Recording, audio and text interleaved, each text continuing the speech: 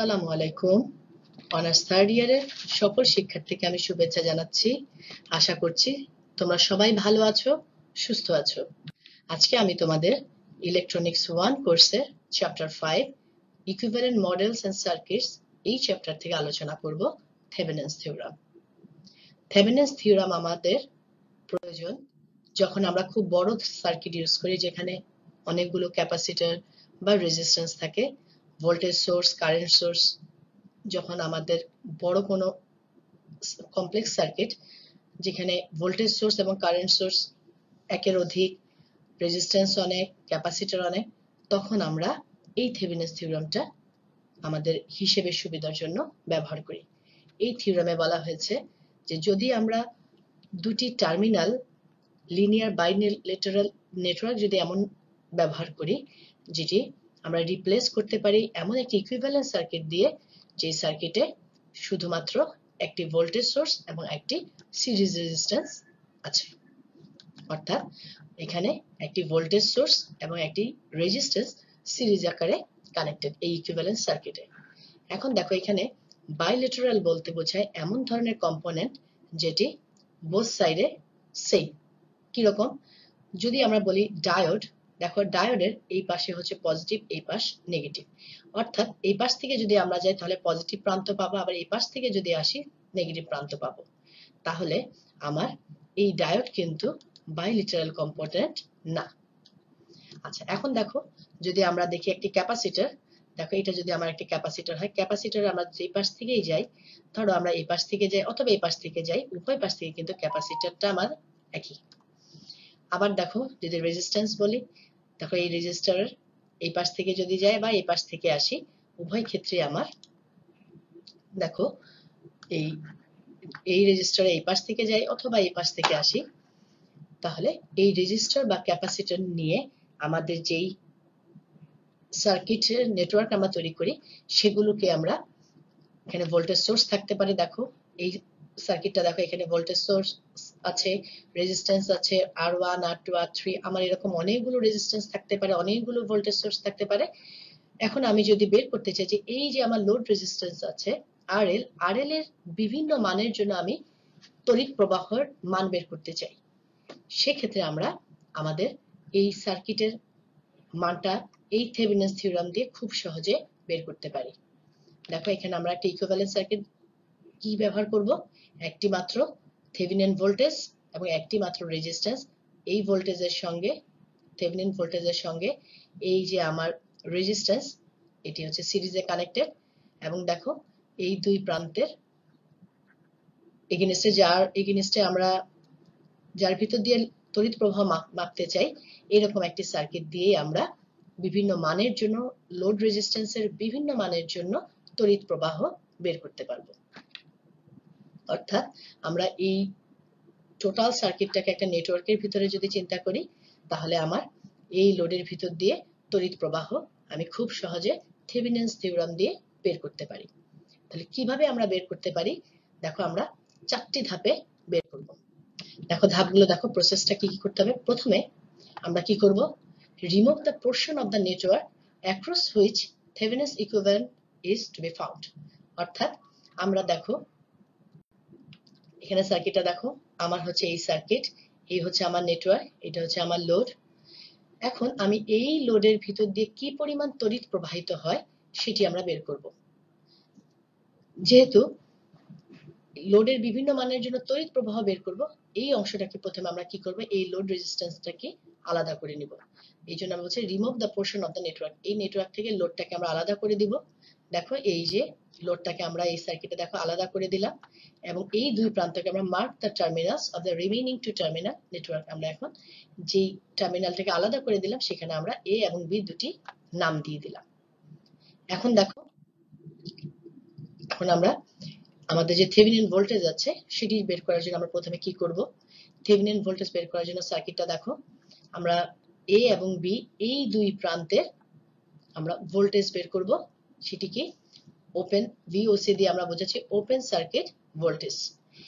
এই A এবং B এই দুই প্রান্তের মধ্যে যে ভোল্টেজ, সেই ভোল্টেজটা হচ্ছে আমার থেভেনিন ভোল্টেজ।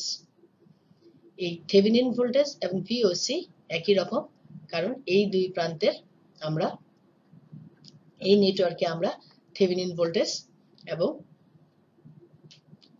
আমার যে থেভেনিন রেজিস্ট্যান্স বের করব।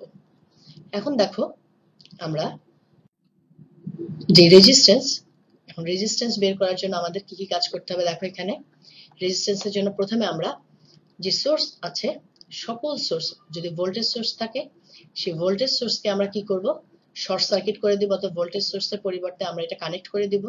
আর যদি আমার কারেন্ট সোর্স থাকে তাহলে সেগুলো আমরা ওপেন সার্কিট করে দিব।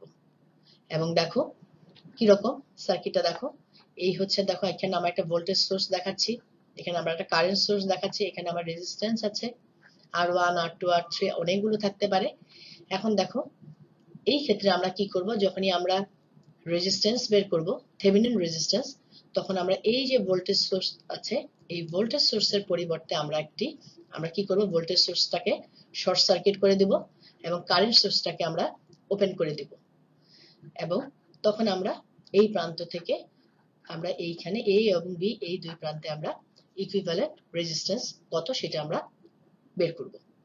এখন দেখো এই ইকুইভ্যালেন্ট রেজিস্ট্যান্স বের করলে আমরা তখন থেভেনিন রেজিস্ট্যান্স বের করতে পারবো। এখন দেখো আমরা যদি টোটাল জিনিসটাকে সামারি করি, যে আমরা এই থেভেনিন ভোল্টেজ এবং থেভেনিন রেজিস্ট্যান্স কিভাবে বের করতে পারি। আমরা যখন এই সংক্রান্ত একটা ম্যাথস আমরা করব ইনশাআল্লাহ নেক্সট ক্লাসে, আমরা নেক্সট লেকচারে যখন ম্যাথসটা করব তখন আমরা আরো বেশি সহজে এটা বুঝতে পারবো। দেখো আমরা এই লেকচারে জেনে রাখবো যে কি ধাপ আমরা করছি থেভেনিন ভোল্টেজ এবং থেভেনিন রেজিস্ট্যান্স বের করার জন্য। দেখো আমার এই হচ্ছে সার্কিট। তাহলে প্রথমে আমরা চিন্তা করব যে আমরা কি বের করতে চাই সার্কিট। এখানে আমরা অনেকগুলো রেজিস্ট্যান্স থাকতে পারে, আমরা তিনটি দিয়ে দেখালাম। এখানে আমরা বের করতে চাই আমার যে লোড রেজিস্ট্যান্স আছে RL এর ভিতর দিয়ে আমার কি পরিমাণ তড়িৎ প্রবাহিত হয়। দেখো এখানে কিন্তু আমরা কারশফের ভোল্টেজ ল, কারেন্ট ল ব্যবহার করে কিন্তু কারেন্ট বের করতে পারবো লোডের ভিতর দিয়ে কি পরিমাণ তড়িৎ প্রবাহিত হয়।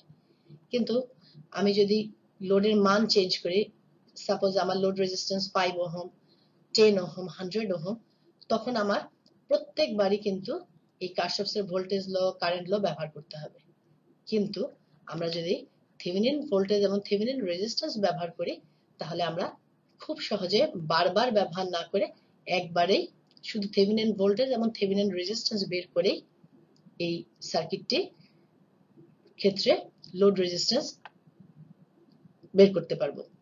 দেখো তাহলে প্রথমে আমরা যেটা করব সেটি হচ্ছে, যেহেতু আমরা লোডের এগেইনস্টে লোডের ভিতর দিয়ে তড়িৎ কি প্রবাহিত হয় সেটি বের করতে চাই, এই জন্য এই লোড রেজিস্ট্যান্সটাকে প্রথমে আমরা প্রথম ধাপে সার্কিট থেকে আলাদা করে দিব এবং এই দুই প্রান্তের নাম দিয়ে দিব A এবং B। এরপরে দেখো আমরা A এবং B এই দুই প্রান্তের মধ্যে আমার যেই ওপেন সার্কিটের যে ভোল্টেজ, A এবং B এই দুই প্রান্তের ওপেন সার্কিট ভোল্টেজ বের করব। এবং এই ওপেন সার্কিট ভোল্টেজ বের করার পরে আমরা যেটি করব সেটা হচ্ছে, আমাদের যেই সার্কিটে আমার যা যা ভোল্টেজ সোর্স বা কারেন্ট সোর্স আছে সেগুলোকে আমরা ভোল্টেজ সোর্স থাকলে শর্ট সার্কিট করে দিব সার্কিটের মতন দেখো। আর যদি আমার কোনো কারেন্ট সোর্স থাকে সেগুলোকে আমরা কারেন্ট সোর্সের ক্ষেত্রে সেগুলোকে আমরা ওপেন সোর্স করে দেব। এখানে আমরা সার্কিটে কোনো কারেন্ট সোর্স দেখাইনি। এরপরে আমরা দেখো এখানে এই যে সার্কিটে দেখো শুধুমাত্র রেজিস্ট্যান্স আছে, এই দুইটা রেজিস্ট্যান্স তখন আমার কিভাবে কানেক্টেড বলতো, R1 এবং R2 এই দুটি রেজিস্ট্যান্স তখন আমার প্যারালাল কানেক্টেড এবং R1 R2 প্যারালালি কানেক্ট হয়ে R3 এর সঙ্গে সিরিজ কানেক্ট। তখন আমরা শুধুমাত্র এই সার্কিটের প্যারালাল এবং সিরিজ এই দুইটা সূত্র ব্যবহার করে এখান থেকে আমরা খুব সহজে থেভেনিন যে রেজিস্ট্যান্স সেটি বের করতে পারবো। এভাবে আমরা যখন এই সংক্রান্ত একটা ম্যাথস করব তখন তোমরা আরো ক্লিয়ার বুঝতে পারবে। তাহলে থেভেনিনস থিওরামটি হচ্ছে, যখন কোনো সার্কিটে অনেকগুলো ভোল্টেজ সোর্স, কারেন্ট সোর্স এবং বাইলেটারাল কম্পোনেন্ট যদি থাকে, দ্যাট মিন্স রেজিস্টার অথবা ক্যাপাসিটর, অনেকগুলো যদি এরকম কোনো বড় কোনো সার্কিট থাকে, সেখানে আমরা থেভেনিনস ইকুইভ্যালেন্ট সার্কিট ব্যবহার করে আউটপুট, দ্যাট মিন্স আমরা যে কোনো কম্পোনেন্টের ভিতর দিয়ে কি পরিমাণ তড়িৎ প্রবাহিত হয় এবং ওই কম্পোনেন্টের মান চেঞ্জ করলে আমার তড়িতের মান কি হচ্ছে খুব সহজে আমরা বের করতে পারি। থেভেনিনসের এটি হচ্ছে থিওরেম। তোমরা সবাই ভালো থাকো, সুস্থ থাকো, নিরাপদে থাকো। সবাইকে ধন্যবাদ। আসসালামু আলাইকুম।